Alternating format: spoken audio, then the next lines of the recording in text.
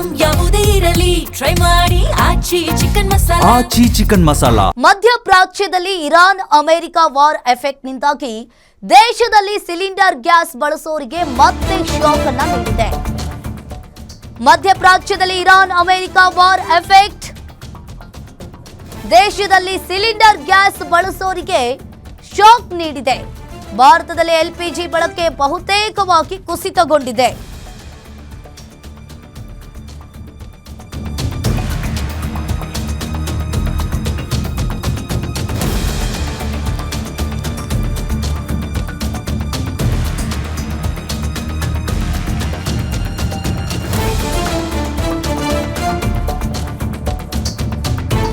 Iran America war effect ನಿಂದಾಗಿ ದೇಶದಲ್ಲಿ cylinder gas ಬಳಸೋರಿಗೆ ಶಾಕ್ ಅನ್ನ ನೀಡಿದೆ.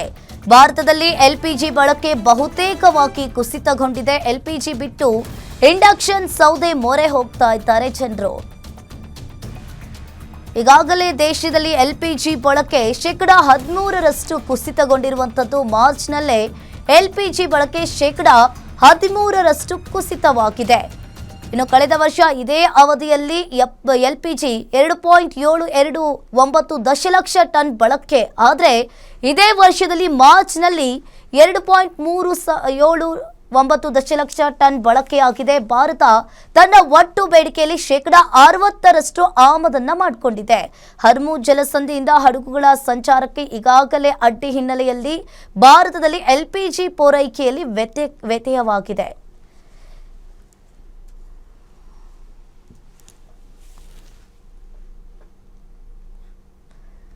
ಈ ಬಗ್ಗೆ ಹೆಚ್ಚಿನ ಡೀಟೇಲ್ಸ್ ಅನ್ನ ನೀಡ್ತಾರೆ ನಮ್ಮ ಪ್ರತಿನಿಧಿ. ಡೆಸ್ಕ್ ಲೈವ್ ನಲ್ಲಿ ಜಾಯಿನ್ ಆಗಿದ್ದಾರೆ ಉಲ್ಲಾಸ್. ಉಲ್ಲಾಸ್, ಇಲ್ಲಿ ಒಂದ್ ಕಡೆ ನೋಡ್ತಾ ಇರಬಹುದು ಸಾಕಷ್ಟು ಜನರಿಗೆ ಕೂಡ ಈಗ ಸಾಕಷ್ಟು ಜನರು ಕೂಡ ಸಿಲಿಂಡರ್ ಮೊರೆ ಹೋಗ್ತಾ ಇದ್ದಾರೆ. ಈಗ ಹರ್ಮುಜ್ ಜಲಸಂಧಿಯಲ್ಲಿ ಈಗಾಗಲೇ ಸಾಕಷ್ಟು ವಾರ್ ಆಗ್ತಾ ಇರುವ ಹಿನ್ನೆಲೆಯಲ್ಲಿ ಈಗ ವ್ಯತ್ಯಯ ಕೂಡ ಆಗಿದೆ. ಸಿಲಿಂಡರ್ ಸಾಕಷ್ಟು ಜನರು ಕೂಡ ಪರದಾಡ್ತಾ ಇದ್ದಾರೆ ಸಿಲಿಂಡರ್ಗೋಸ್ಕರ. ಏನಿದೆ ಇದ್ರ ಬಗ್ಗೆ ಹೆಚ್ಚಿನ ಡೀಟೇಲ್ಸ್?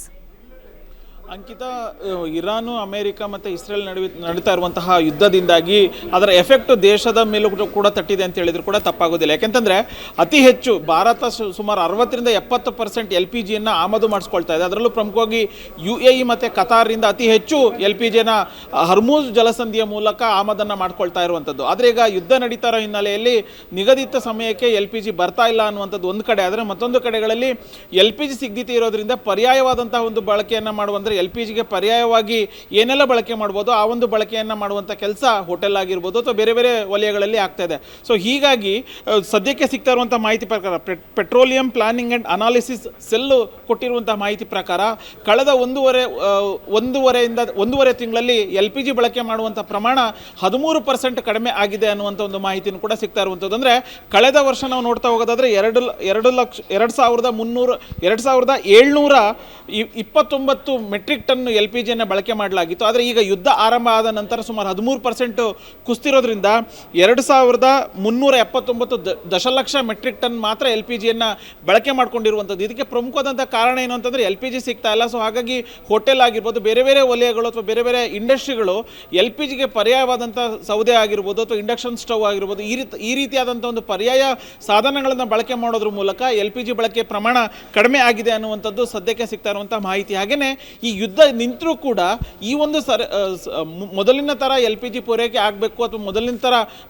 ಮನೆಗಳಿಗಾಗಿರ್ಬೋದು ಅಥವಾ ಹೋಟೆಲ್ಗಳಿಗೆ ಆಗಿರ್ಬೋದು ಮತ್ತು ಕೈಗಾರಿಕೆಗಳಿಗೆ ಎಲ್ ಪಿ ಜಿ ಪೂರೈಕೆ ಆಗಬೇಕು ಅಂತಂದರೆ ಕನಿಷ್ಠ 2-3 ವರ್ಷ ಬೇಕಾಗುತ್ತೆ ಅನ್ನುವಂಥ ಒಂದು ಮಾಹಿತಿನೂ ಕೂಡ ಸಿಗ್ತಾ ಇರುವಂಥದ್ದು. ಸೊ ಈಗ ಯುದ್ಧದಿಂದಾಗಿ ಇಡೀ ದೇಶದಲ್ಲಿ ನಾವು ನೋಡ್ತಾ ಹೋಗೋದಾದರೆ 13% ಎಲ್ ಪಿ ಜಿ ಬಳಕೆ ಮಾಡ್ತಾ ಇರೋಂಥರ ಸಂಖ್ಯೆ ಕಡಿಮೆ ಆಗಿರುವಂಥದ್ದು. ಅಂಕಿತಾ, ಥ್ಯಾಂಕ್ ಯು ಉಲ್ಲಾಸ್ ನಿಮ್ಮೆಲ್ಲ ಮಾಹಿತಿಗೆ.